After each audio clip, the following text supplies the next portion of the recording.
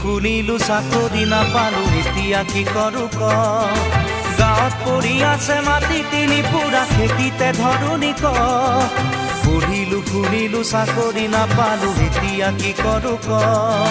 গাঁৱত পৰি আছে মাটি তিনি পুৰা খেতিতে ধৰণি ক নাঙলৰ মুঠিতে কিমান শকতি আজি বুজি পালো মই খেতিত ধৰিলেও কঠীয়া ৰুবলৈ ঘৰত মোৰ কোন আছে ক অ নবৈ মোলৈ এজনী ছোৱালী চালি নে নাই অ নবৈ